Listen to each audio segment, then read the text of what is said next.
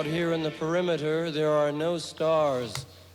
Out here, we is stoned, immaculate.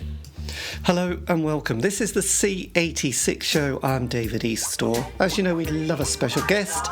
This week it's the turn of the director, Markus Zizenbacher, who I spoke to very recently to find out more about life, love, poetry and all that other groovy stuff, has just brought out a film titled The Life of Sean DeLear, which has just come out, which documents his life from 1964 to 2017. I will put a link in the notes below about how you can stream a copy or get to see it. It's a fantastic film about the charismatic frontman and artist. So anyway, you'll find out lots about it in this fascinating interview. So after several minutes of interesting but casual chat, we get down to the exciting subject of the early formative years. Markus, it's over to you. Well, I'm from Vienna, Austria, born in '86. So a good match to your yes. And well, my musical awakening was actually in England. I was sent to England for a language course, and my first cigarettes were paired with Bob Marley and Cat Stevens. Actually, that were the first CDs that there were adults playing when I was, I don't know, 12 or something.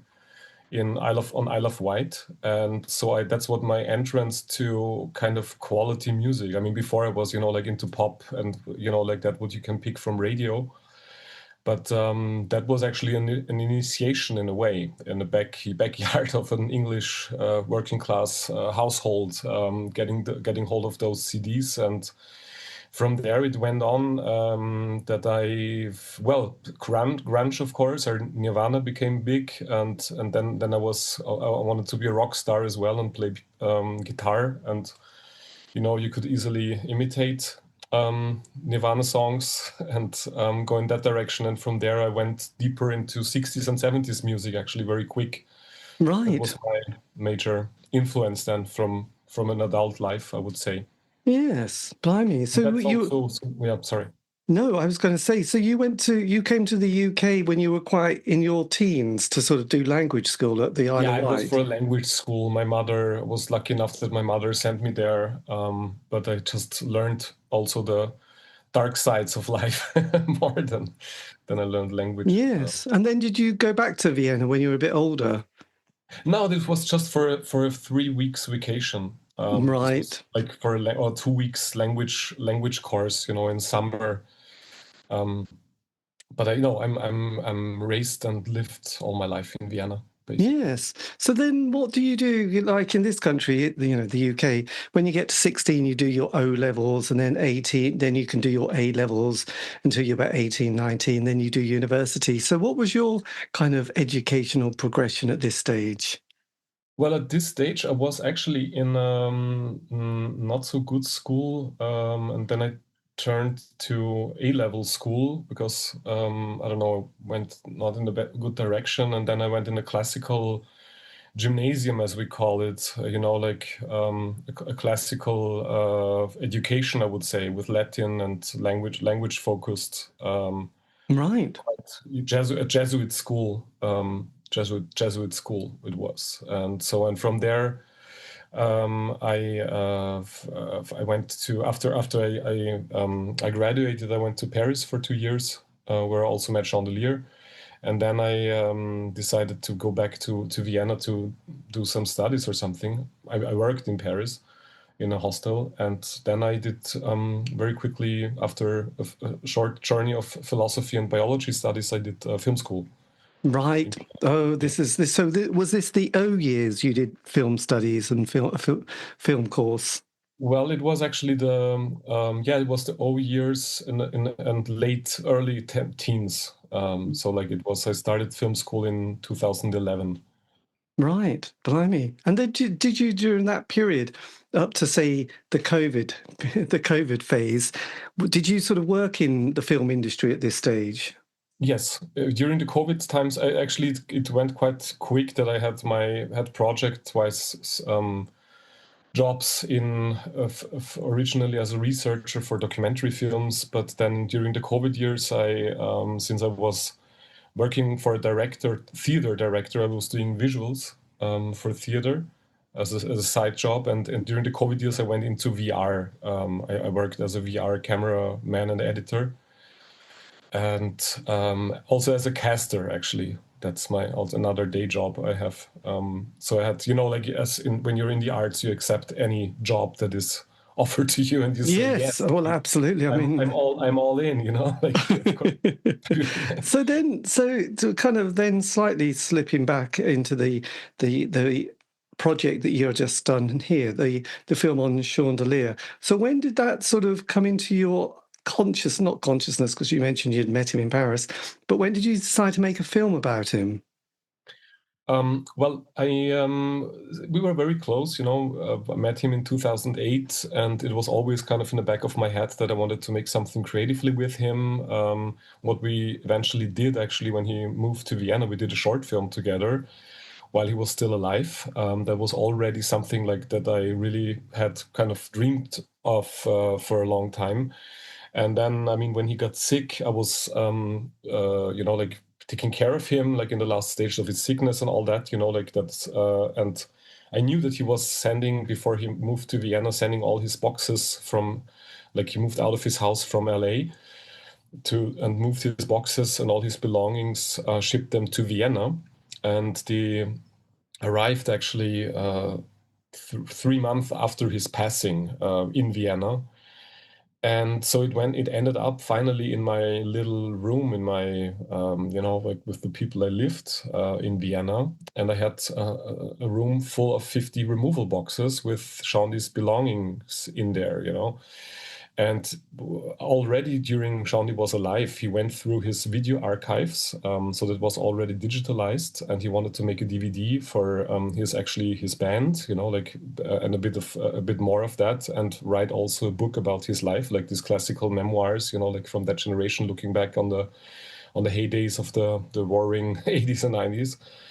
And well, he couldn't do it. He was never the type for like putting things together in a way. He was more the sparkling, the person that was in life rather than reflecting on life, I would say, like in that way. And so I thought, well, should I trash all those boxes and just put them on YouTube or something, the archive, or should I work on what Sean actually wanted to kind of make, And Yes. so I went out there and started to apply for funds in Austria, and luckily got some, and then like from there it all started, like in 2019 actually. Right, my God. So he'd only just passed away in 2017, hadn't he? Yeah. So it took kind of a while, also to digest and Yes, because one thing that I've been really amazed by, but pleased at the same time, when I started doing, this show, especially on a lot of these characters from the 80s, there wasn't that much interest. But in the last few years, especially this decade, there's been books and exhibitions and films coming out with them, on just every subject. And initially, the story of, most, I suppose, alternative worlds doesn't get spoken about much. The 80s narrative or the 90s narrative gets told by, the people who are pretty well kind of own the media, so that they have a very sweeping idea, and you think that's what the mainstream was doing, but that wasn't my 80s. And then sort of slowly you get all these other people who've been unearthing boxes of photographs from under their cupboard or bed and saying, oh, and someone's going, my God, we must publish these are amazing. And it's like, yeah, but this happened 40 years ago, and it's exactly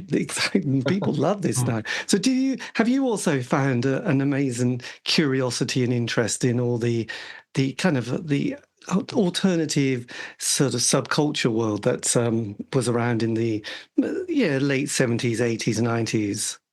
Well, absolutely. I'm by nature very into history of art and ideas and movements and underground, especially, like everything that is kind of covered and not like in your face was always appealing to me. And when I went through that, especially the photo and the video archive, I just saw a world quite strange to me, actually, and I felt a bit of a distance, like seeing this optimism that was, like I tried to contextualize it very quick, like having this Thatchery thing, like there is no such thing as society in the back of my head, and seeing this material of Sean DeLear from the 80s and especially from the early 90s, where you had like this group of people in Silver Lake here in Los Angeles that were really kind of forming a group, supporting each other,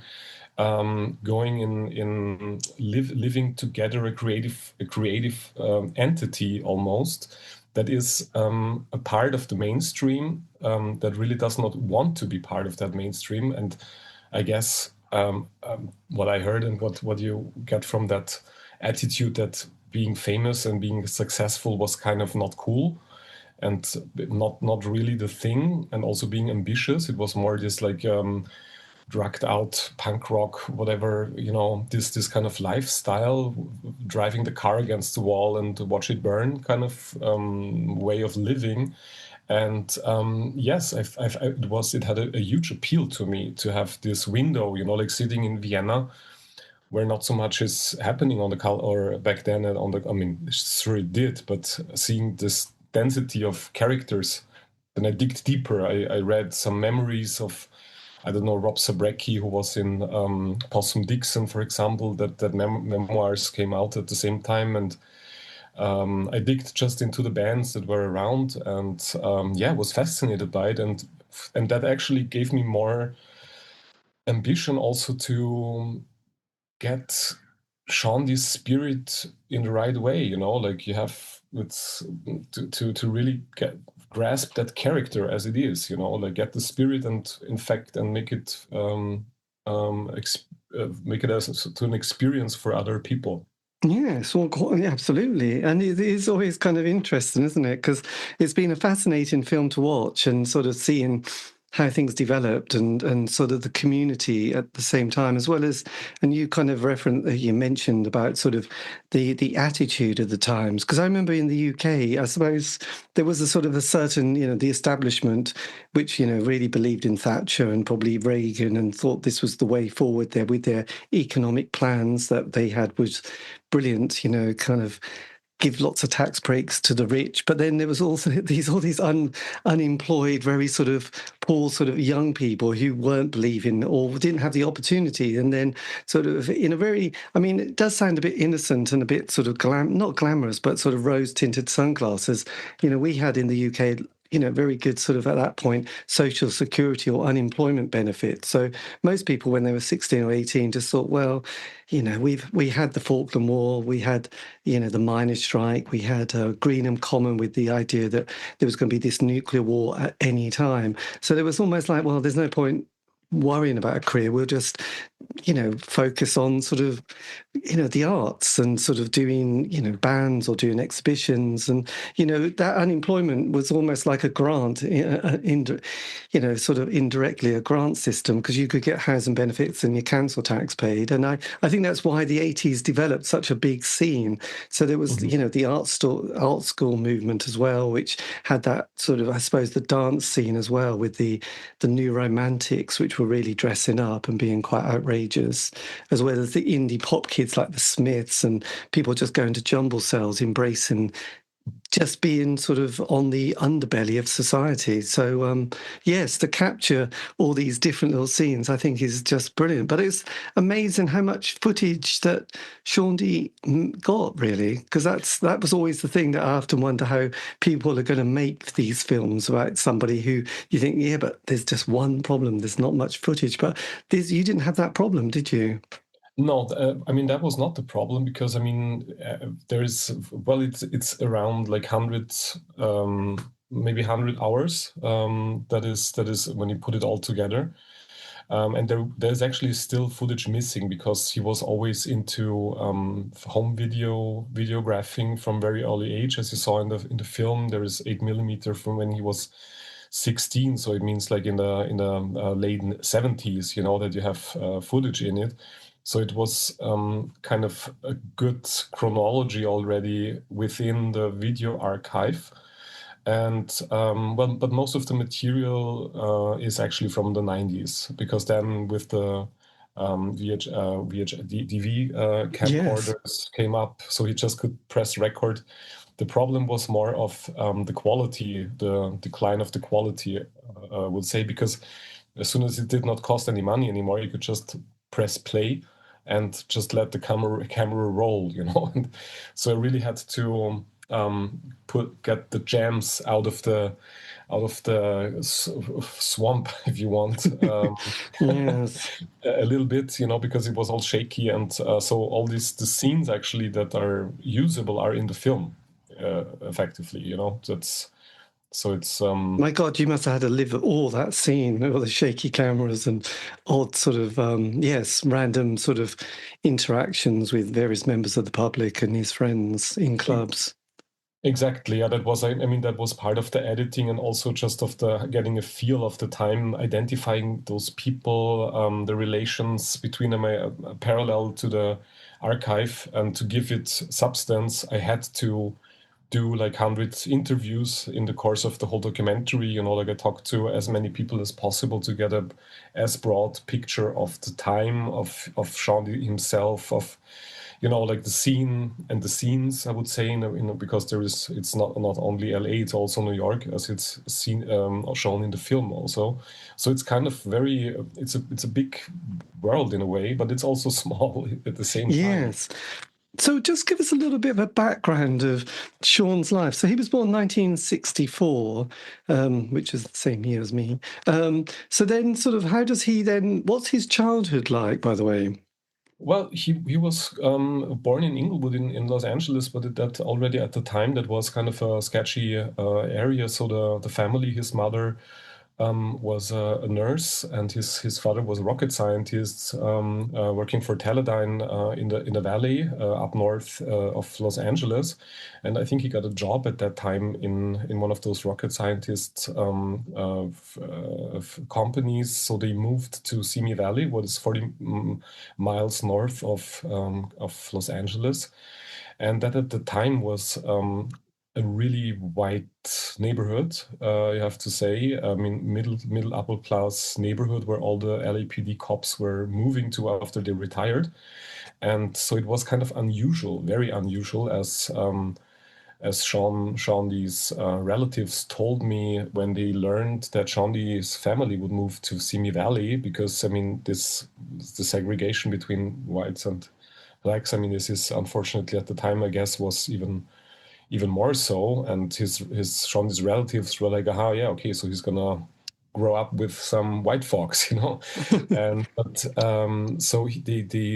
the father was very much wanted to climb the ladder, I think, also a little bit, and they went for that, and it was actually not so much. I mean, of course, there were racism was a bit of an issue, but as Sean's brother told me, that it was mild in a way, like, after all, I mean, you were called names and the N-word and all of that, and it was tough, but I mean, Sean's brother is still living there, So it's but for Sean it was nothing, and nothing to live on, like, as you can see in the diaries, as soon as he got a sexual awakening and found out that he was gay and interested in the other sex, he just wanted to get the fuck out of Simi Valley, and get over the hill, as they say, like over the hill of the valley to the big city. And so from there, actually, things changed for him and that's where the diary that was published in 2023, and that is also part of the movie,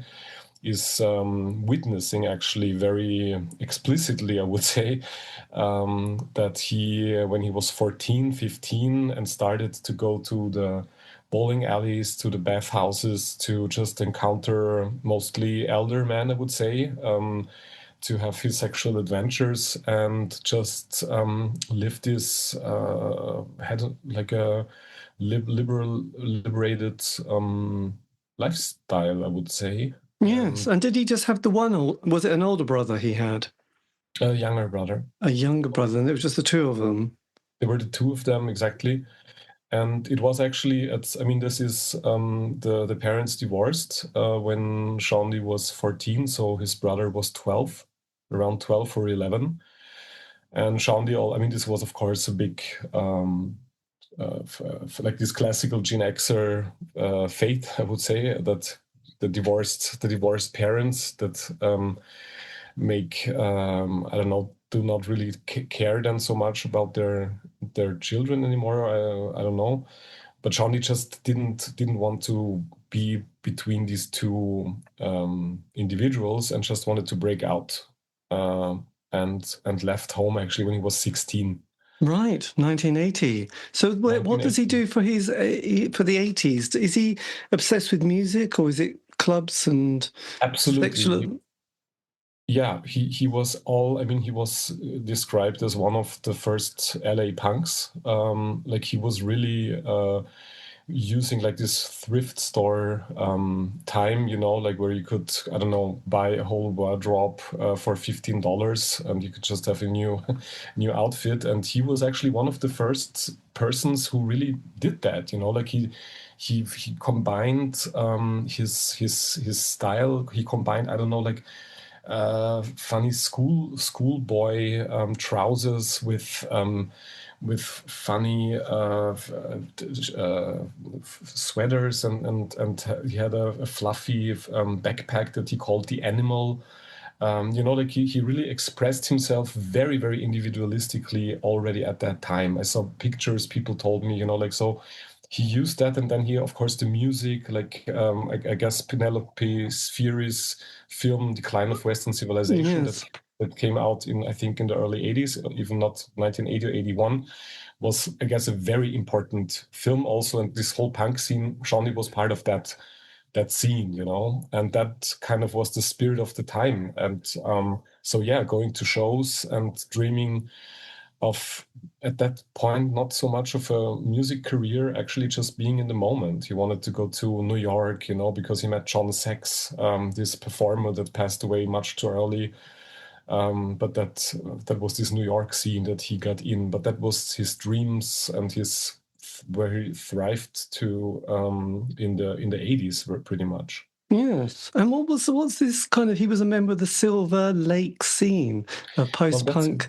So is that a little bit later in the 80s? That's later. Actually, that's I would say it's late 80s, early 90s. In the 80s, still it was kind of, I mean, he almost broke his, I mean, he broke his neck and almost did not cure from that. That was in 86. And that was the first thing that he created, this character, this Sean DeLear. He went from being Anthony Robertson, like this valley boy, to having his dad name and becoming Sean DeLear, this kind of persona that he. So was that like an alter ego for him? Was it like a mask that he put this character in, like Ziggy Stardust? Yeah, yes, exactly. I mean, he had more of them. He was also called Cosmo and other names. But Sean DeLear, that was the character he wanted to stick with, and Ziggy Stardust for sure was an inspiration for him.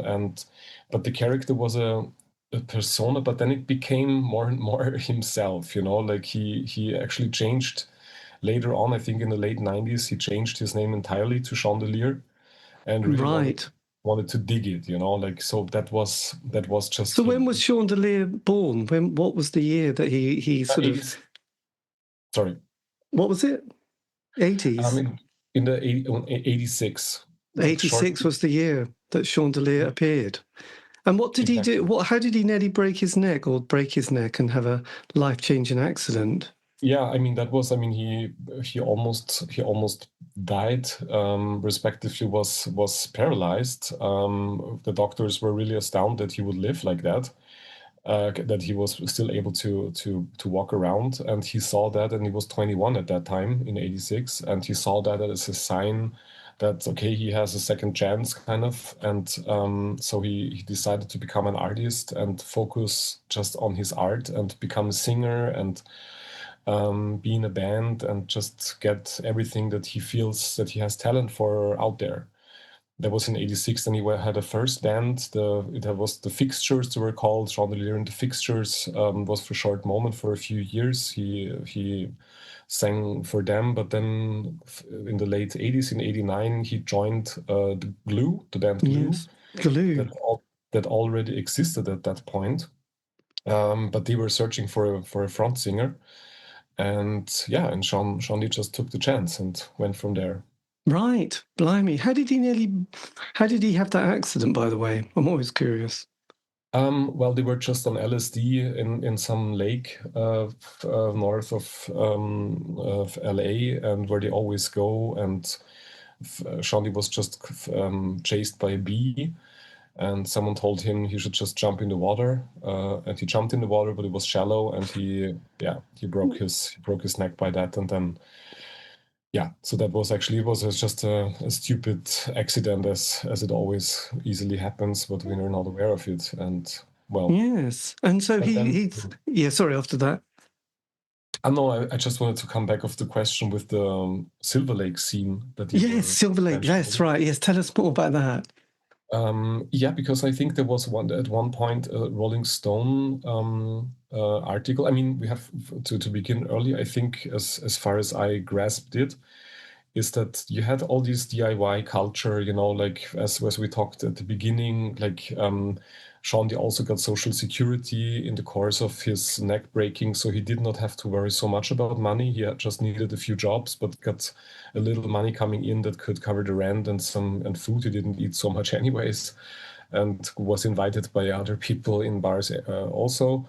So he could afford a cheap living and just focus on his life. And I guess that many of the crowd at that time, I mean, there was like the Geraldine Fibbers, Carla Basulic at the time was already, I think, a big shot, very talented musician. And as I said, Possum Dixon, Beck a little bit as well, the whole, like all these bands that were part of the L7, that was part of the scene, and they created this particular sound that was, I guess, a little later to grunge, and was described by I think the Rolling Stone magazine as the Silver Lake sound. Right.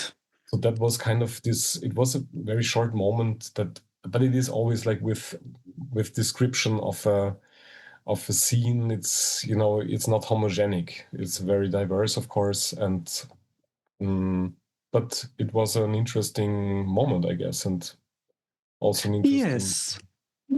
Well, I think most scenes last, if they're lucky, between 12 and 18 months before it all starts to unravel and sort of, people start to join it who aren't probably part of that real ethos, but realise it's a bit of a nice thing to be attached to, but they don't often bring a lot of positivity or creativity to the event or the party. That's a bit of a sweeping statement, but often scenes don't last that long, do they, before they all get a bit messy. And I would imagine, and also with bands, if they do make it, they then suddenly are touring around the country and they're worried about their next release and they're having to write. So they might have been part of a scene, but they quickly then detach themselves because they have, like Blondie in New York and the CBGB scene. I mean, they were there sort of as this little bit of a novelty band, and then suddenly they're Blondie, and it's like, right, they're the biggest band from New York. So yes, they can't be hanging around CBGBs all the time when they've got to write their fourth studio album. So yes. So there you go. So that's when Glue were already a band, and they got Sean as their lead singer. And did he? And was this something that he absolutely adored? Yeah, I mean this, and from there, kind of these two entities, Glue and Sean DeLear, the character, kind of became one thing, and they toured a little bit on the West Coast and played everywhere in LA in all the venues, and kind of like took off a little, had some following, and tried also to get a record deal, and but they had, and there comes a bit of Shondi's personality in it, because they had two very pivotal or important gigs they were playing. Like one was opening for X, and the other one, I think, for L7 or another band. so very important gigs actually, and both times Sean came too late. You know, he came too late to the show, and they could not really play their set, which caused, I guess, some troubles also within the band, because they were reproaching each other, like they were unprofessional, or like, not that because you behave like that, we're not getting a record deal or whatever, and so that went for a while. But as always with bands, they quarrel, you have the egos that clash, and so things happened, and the original formation of Glue kind of fell apart in the mid 90s, I would say. I think 95 or 96. Yes. And then, and just slightly pausing that, in the film you've got, is it Davy Willis, who's Yes. from the UK, and he mentions being was he a musician in LA at this time? How did he meet Shawnee? Yeah, David Willis had came to LA in the late 80s actually, just to pursue, I don't know, he heard from a friend or his brother that you could easily get jobs in music video production. And so, Right. and he said, yeah, well, okay, I take the chance and go there, and went to LA, and that was the case, that he easily got jobs as a painter for music sets, for music video sets and all that. And parallel to that, he founded his, I don't know how many bands he had, but the band Touch Candy, that also had a moment of close to success, I would say. I think they were also signed up by a record label, but they got dropped then. Yes. So he pursued also, I mean, same mindset, I would say, not too ambitious, but still you want to achieve that your band at least gets some following, or I don't know. Yes. Oh, so they get. Yeah, no, he was such a sort of character in the sense of like being so not LA, but seeing him sort of wandering around the Bedfordshire countryside. Yeah. He's very English, very British guy. Yes, well, absolutely. So then the 90s, how does Shawnee then navigate post Glue at this stage? Well, Glue broke, the original formation of Glue broke up in the it's 96, and then he had changing members till the late 90s, but they never did a recording actually. I mean, they had once a meeting at, I think, Atlantic Records, was it? In the Valley, to record something, and even there something happened. People are too, I don't know, something must have happened, but they did not get the deal. And so Shandy had other band members after the original formation broke up, but they never achieved the quality that they were having when in the original formation. And it just fell apart, short by short. And he tried actually to get a record deal, but nothing seemed to happen.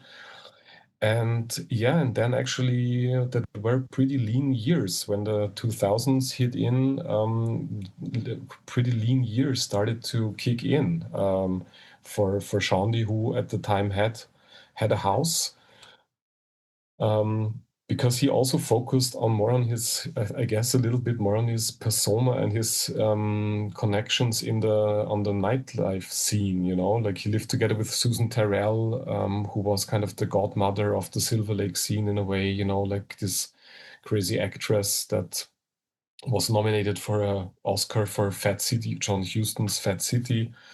And just a very hysteric and out and about LA Hollywood character that was too much for Hollywood itself, but absolutely a match for Sean DeLear. Yes. Had he become a bit hard work to be with at this stage? I'm sorry? Had he become, with his personality and suddenly believing in himself, had he become quite hard work during this period? Had people started to find the persona a bit overwhelming? Yeah, no, the problem was, I guess, with the breakup of Glue, since Glue and Sean DeLear formed this entity, and we're all so Sean DeLear was Glue and Glue was Sean DeLear and all of that, and then when they broke up, it was kind of Sean DeLear was only Sean DeLear, if you want, yeah, and that was, I guess, was also hard for him to digest that he has not his band anymore with whom he can perform. He was just alone. And what you do when you're after 10 years of playing gigs, you have to find your new group or your new kind of what you want to do, Yes, because there was a few characters like that in the 80s who I suppose were quite young and they had that little bit of success and thought they kind of really believed themselves, but you could see that actually they were just at the right place at the right time, but they didn't have a lot of talent. So when that scene changed, like that new romantic scene, they just kind of fell, and some of them are still alive, sort of on social media, looking like they've got quite a lot of, I suppose, mental health issues, living in quite a lot of poverty. And, that kind of confusion between themselves, their persona, and that mix of drugs and drink hasn't been kind to them over the decades. And they post things and you think, oh, you really should get off social media. I just wondered if Sean DeLear had slightly become quite difficult to be with at this stage. Well, I mean, he was always also, I have to say, a garbage head, like it was everything that was around he took, I think, and it was like on everything, like his that also left his marks, of course. But generally, I would say, and that's everybody agreed to that he was a very well-read and knowledgeable person in many different fields, like he was someone who read and he watched shows and art and that he pursued. That's why he was also appealed about going to Vienna, because in the late 90s he met that art group Gelatin, the Austrian art group Gelatin. That was his Vienna connection. So with the breaking up of Glue, he kind of got this new group with Gelatin where he could kind of hook on to. So he could put his act together, yes. And yes, he was also at the same time, I don't want to say a junkie, but of course he liked to go out, and maybe he did a bit too much. Yes, I mean, that finally that brought him into the grave.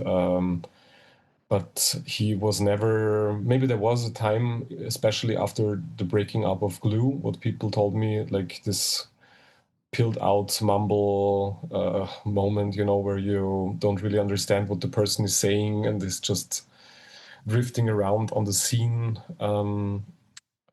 because he was a bit lost, I guess. And it was hard. So he makes quite an amazing move then from LA to Vienna to be part of this art collective Gelatin. How does one, and this is the 90s, this is when we were still doing dial-up. Young people will not understand what dial-up is on the computer, where you'd sort of try not to spend too much money, but you had to go, and then you went, we're on the internet, it's going to cost us a fortune. So how did he manage to sort of locate this group? The Gelatins had a performance in 1999 in the Schindler House in Los Angeles. Right. We're doing I forgot the name of the performance, but it was something with a balloon where they blew up a balloon and talked, did poetry with speaking into this balloon. And Shawnee was one of the guys who were speaking this poetry. And they became immediately friends, and Shawnee just saw an opportunity to get out of LA. I mean, he was at that point at every party and every event in LA already. And then he went to Vienna, where everybody in that scene, in that underground art scene, I would say, welcomed him with open arms. And he had a friend who always backed him up with money. And so he had also people in his back who supported his being, like who recognized that he's something special and that he is this character that has to be supported, because he just cannot survive with a 9-to-5 job, and so he went to Vienna just on a whim, And was he kind of more of a performance artist at this stage? Was he sort of doing shows as himself, or the persona? Yeah, he tried. I mean, there was Sean DeLear on the Rocks in the early odds, early 2000s, the solo show. But he did some gigs for that and participated in anything he could grasp. Like he was an extra. I mean, it was in the 80s for Tone Loc, Funky Cold Medina, and was an extra for other videos, but performance artist, I would say no, like he went in that direction because the Gelatines, to get back to that, the Gelatines is an art collective that does, I would say, Viennese actionism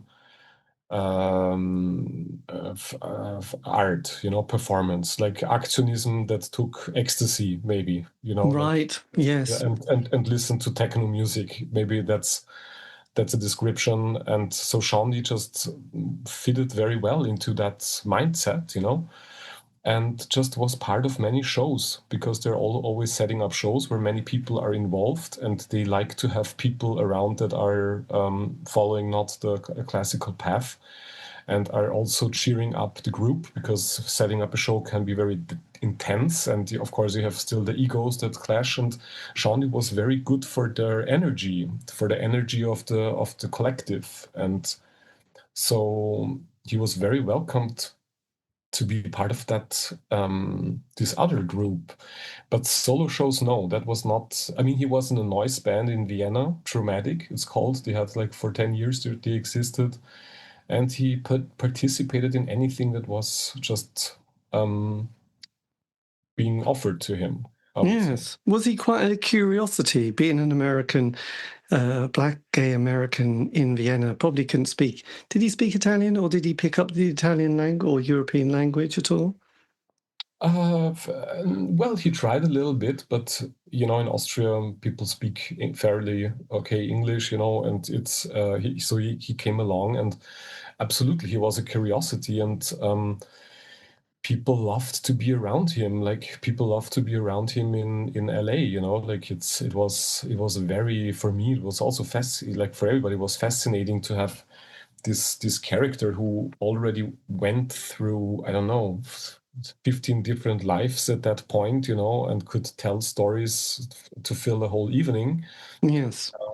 To have that person around you. And yes, I mean, Vienna can be very provincial and very, like very, very small town like city. So it's was in a very inspiring thing to have Sean DeLear around. Yes, absolutely. Well, I would imagine. So when did you go to Vienna and your paths crossed in this narrative? Well, as I said, I worked in Paris, and I met him in 2008 at a party. Right. Where the Gelatines actually did a big show at the Palais de Tokyo at the time. That was one of their biggest shows, I think, at that moment, and Shawnee was part of that as well. And yeah, and a year later, I moved back to Vienna, and I met him by accident on the street, and like it was also a coincidence. And then he took me under his wing. I was 21 at the time, and took me under his wing and showed me a little bit of Vienna underground. Like that was for me also eye-opening, because I got a new perspective on my own city. Yes. And he introduced me into all that scenes and all that, and so that was how we kind of, and then we became friends. And I visited him in LA. In 2011, then we did a short film together, and so we short by short we started to collaborate as well. Yes. And when did he? Oh, sorry. I was going to say, when did he know that he was dying? Well, since he was like a cat, because he survived his broken neck, he was Yes. diagnosed with HIV in the late 80s when HIV was like a death sentence, I would say, because the cocktail did not come up yet. But people were, the whole AIDS crisis, especially in Los Angeles and circles, took away a lot of people, and nobody talked about it. And so he survived already that. And when he hit in the 2010s, when his health didn't get bad, but then we were working on a theater show in Munich in 2017, and his eyes got yellow. And I was assisting for the show and assisted to Shawnee that he went to the rehearsals in time and all that. And I told him, yeah, well, your eyes are yellow. Maybe we should go to the doctor. And he was like, yeah, maybe we should. And so step by step, we found out that it was a terminal. It could be a terminal thing, that he's terminally ill. But even when the doctors told him that, he still was in denial of that fact, because he, in the past, I guess so, had the experience that when people told him that he would survive. Yes. So he kind of was till the very end of his life in good spirits, like he talked about the future and what to do next. Yes. Was it liver failure then he had at this stage, or was it? Yeah, it was the liver and the column, metastasis already spreading out everywhere in the body, basically. So it was cancer. Yeah, it was not Right. the HIV that broke up. It was cancer. Oh my God. So then he had sort of 6 years dealing with that. Yeah, but it went very Blimey. quick. Like it was from like after the biopsy. I think the biopsy was done in mid-August 17, and then in early September 17 he passed. So Right. So he had symptoms or signs, but then when he got the test, it was all. So was that why he then got his stuff brought over from America at this stage? exactly, yeah. That was like shortly before we were rehearsing in Munich for this theater play, and before the rehearsing started, he moved all his stuff from LA. So kind of in June or in May 2017, moved everything, went to the show, went to the rehearsal, did the shows, and was in this glittering outfit that did the last song, Born to Lose, by the way. Yes. The last song that he sang on stage is Born to Lose, and then he died. So it's kind of a very glamorous punk rock, glam rock career, I would say, or ending. Very Yes. triumphal. But you must also be dealing with that as well, sort of having someone being so close to someone, having such an influence on your life, and then seeing them go. And, those moments when you're still at that age where you've hardly known anybody to die, and then when a few people do, you think, God, this is a bit shocking. And then you realise, oh, actually, this is going to be what the future's like. But the first few deaths can be quite odd, and they can be quite horrendous, and going to funerals is suddenly a new thing. Like, up to then you're going to, cinema, gigs, exhibitions, you don't have on your calendar, doctor's appointments, hospital appointments and funerals, do you? That comes a bit later on in life. So is that been something that you've had to personally process a lot about, having this person that's such a big character that has passed away? Yeah, of course, it was it was intense to me. On the first place, it's a friend that you see in decay, and and I had to put my spirits up all the time, like that, because I had to handle it. That things go well and the right way as he wishes. And in the aftermath, yes, when you have to deal, everybody called me, of course I had support from Sean's friends as well.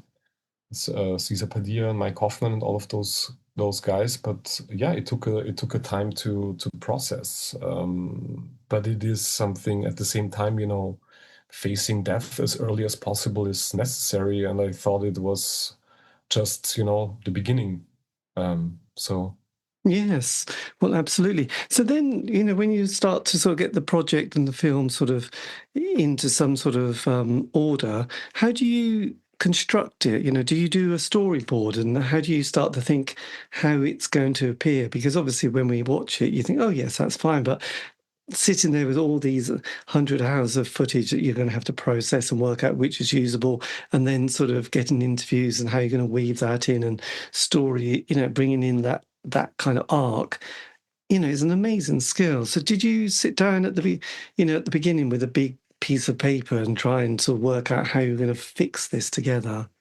No, since we were lucky enough in Austria to have this funding system, the first thing you do, even though it has nothing to do with the film, maybe at the end, you write a treatment or a script, yeah, where you just almost not fantasize. I mean, I knew the archive, I knew more or less where I would go, but I wrote a script, a concept. For that, I got money. Then I made interviews with people to get context. Then I did a second treatment to ask for another shot of money. And with this pile, I did another shooting process, interviewing people, and I always wanted to actually that the living parts, like Shondi's brother and Shondi's friend, partner in crime, were like, and Davy Willis in England, who was a very close friend to him, that those three characters are just following Shondi's material parallel to his archive, so that we have kind of that was my ideal film, that we have a parallelity of the living and the past intertwining in the course of a film, so you get the life, presence, and future and past kind of holds his hand to each other, and that's interesting as a concept. But in practice, I had a co-editor I was talking to, and with him actually I did a lot of more of see this often with documentaries, where I did more of talking about how to structure the film and also how to grasp a character like Sean DeLear and making it, you know, like being just to his personality. So it was actually most of the time, for many months, it was more talking, watching scenes, what works as a scene itself. And then my co-editor had unfortunately go to another job, so I was alone with that. But I had a lot of information in my head, and I knew the archive very well. I watched all these videos and photos and the diaries. I read and watched it very repetitively. And there was a moment where I was alone in my room with my editing facility, and I just started intuitively, almost like to go through that journey, you know. And I had already the archive almost like as an alphabet in my head, and Right. the language could intuitively kind of form itself, I would say, like that. But then as well, I did 10 test screenings, even more. So when I was at a point where it had a feature length length. I've gathered around some people that I trusted, their opinion, and showed the film, and then just, you know, did question and answers, and then did fine tuning, or well, re-editing. Actually, I did never be scared about completely redoing the whole thing, you know. Like, that was, radical changes were always welcomed, so I never allowed myself to be already in good terms with what I did. I had already had I always had kind of a distance to my edit, my rough cuts. Right, my God, re-edit. You must have thought, right, that's the next month taken care of then. Yeah, Doesn't know. exactly. Yeah, God, exactly. Yeah. So must it have been was. an amazing amount of work actually doing that. Yeah, no, Yes. it's I mean, everybody thinks that he worked the hardest, and it was I mean, film, that's film. You don't see the work, you only see the final product. But I don't know, for me, I think the tenor or the sound of everything was just okay. You make a picture lock when you see and you feel that it is what what it should be, and you feel it, right? You feel that something has to have some power, some everything you want it to have, and there is a point where it comes to that in some Right. weird way. Yeah. Yeah, that was kind of. So, are you saying, just to get that right? So you're saying that once you've done you've got the idea, you've done the film, then you've re-edited it. There is a moment where it's complete, and actually there is no more to do. Yeah, but that took a year, I guess. I mean, it's or 8 months of constant work on it, and there is a moment where you cannot do so much anymore. You've done it. You've done it. Was there, because with a lot of projects, it's very easy for it to get bigger and bigger. And then you think, I just need to get really kind of brutal with this and cut out lots of stuff. Did you ever sort of think, oh, that's fantastic. Oh, it's only 5 hours, perhaps a bit too long. Was there ever moments where you just thought, right, let's look at it as somebody who just wants to see a nice film for 90 minutes, not 5 hours? This isn't the Beatles.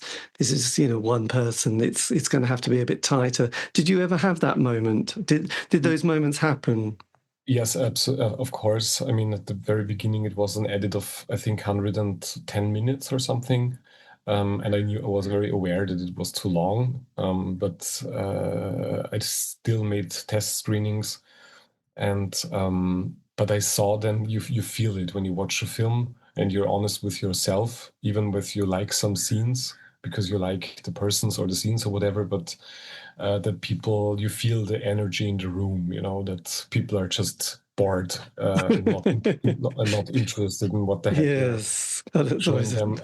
And I was actually attentive of the feel in the room. And a really, most normally you would say a real artist, just goes with what he thinks is right. I don't roll like that, especially in film. I wanted that people like the film, that people can enjoy it and do not feel like that there's something told too much or shown too extensively or something. I wanted it in good proportions. Yes. That it is enjoyable for audience. For Sean's kind of closest friends, have they seen a version of it? And I just wondered if they had, what their feelings are. Did they feel that you've done a really amazing job for his memory? Well, I showed an early rough cut to close friends, and to get the feedback. But yeah, no, of course, last year at the premiere in Frameline in San Francisco, there were Shawnee's friends, and they liked it. They saw, they said good job, that it captured his spirit. But we will hear what happens tomorrow, because tomorrow is the premiere in LA. Right. Maybe I have one finger less, or maybe not. Maybe something else happens. I don't know. Yes. And then once you've done tomorrow night, then how does the film get sort of shown worldwide? What's your next? How do you then sort of put it out into the world? Well, no, the film is actually out since a year. So it had its world premiere last year, June, and it's touring since then.